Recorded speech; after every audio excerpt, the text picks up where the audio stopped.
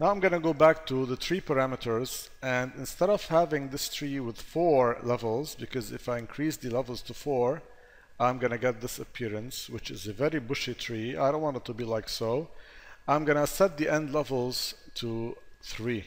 So now I just have the 3 that I had before, but I would like to have more branches. And this is where the branch global comes in. First of all, we have generate branches. If I uncheck this, I would have no branches whatsoever and therefore no leaves. The second thing, which is a very important parameter, is the insertion increment value. This means that by every level, I'm going to increment the insertion from the insertion count value that I have. So the insertion count for level 1 is 36, for level 2 it's 7. If I increase this value, I would have more branches inserted. So I'll be adding 1 to the number that I have over here. Now notice that the first level did not have any extra insertions, and that is because affect insertion at trunk is not checked. If I do check it, I'm going to have more branches inserted at the first level.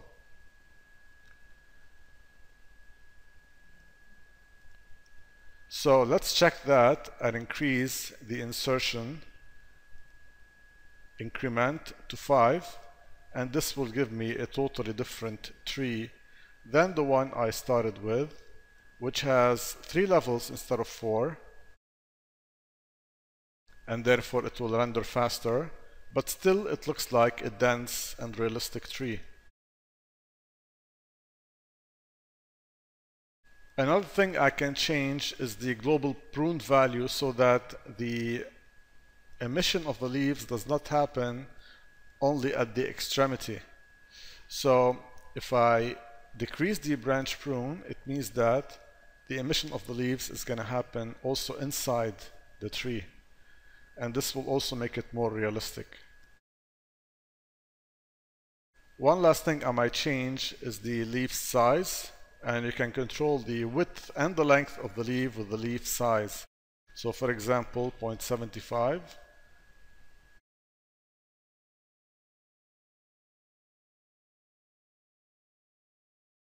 If I go back to global controls, I can increase the swivel vary to make this look even more different, more non-uniform. And now all I have to do is change the tree seed to get a totally different tree. And once I'm happy with the result, I can save this to my library and use it over and over. Let's look at the other parameters that we have under branch global parameters. I'm going to set this back to 1 so that we have a lighter tree to work with. The second thing I have is the branch render subdivision, which is set to 1. So if I give this a render, that's what I have. If I increase the subdivision, say to 5, it means that the resolution of the branches is going to be 5 times more, and therefore I'm going to get 5 times more leaves, because the amount of leaves has to do with the number of segments. When I increase the branch render subdivisions, it means that I'm increasing 2 things. I'm increasing the segment count and the sides count. So in case I want to increase that, but not increase the number of leaves, I would go to leaves and I would increase the keep every nth leaf, say to 3 or 5. This will decrease them in the viewport, but since I have the branch render subdivision increased, it's going to do a compromise and give me a normal number of leaves whenever I render.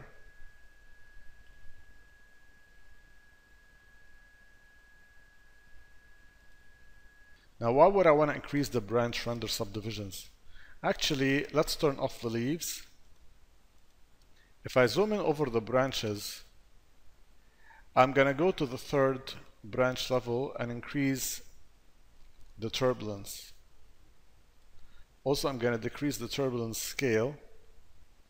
So let's say I go like this for some reason.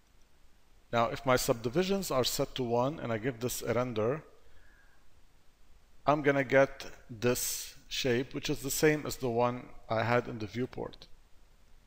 If I wanted to have a higher resolution on a close-up, then I would have to increase this value, say to 3.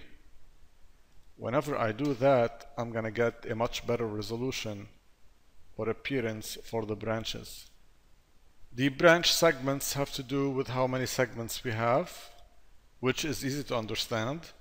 If I decrease this, I'm going to have less segments, and if I increase it, I'm going to have more segments. And the sides have to do with the cross-section sides of every branch.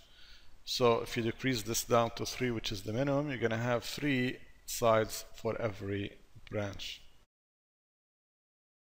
The shortened value will shorten the branches by level. If you increase that, the branches will be shorter, but they get the shortest at the top levels.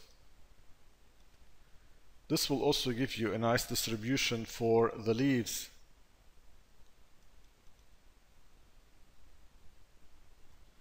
This will give the impression that the tree is actually younger. The branch taper bias is very important, and it has to do with how the branch tapers. So I'll turn off the leaves for a second, and I'll just have one level to display. So let's focus on branch level 1. If I decrease the branch taper bias, it means that it's going to take a long distance for the tapering to happen. If I increase it, it means that the tapering will happen very shortly, starting from the base of the branch.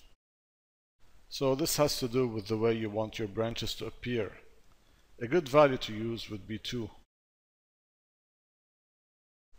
The last value we have in this section is the branch tilt ratio, which doesn't seem to be doing anything now because we have no branch tilting set. If you go to branch level 2, here we have the branch tilt, which can tilt the branches. We're going to talk more about it in the next video, but since I increased this value, then the branch tilt ratio will actually make the tilting happen towards the tip branches that run along the parent branch.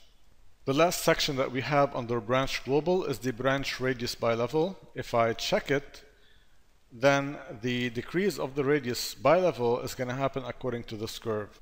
So if I decrease this curve, for example, like this, it means that the last level is going to have a radius of 0.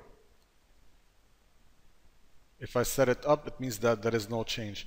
So this is controlling the radius along the branch levels according to this curve. So these are the global controls for the branches.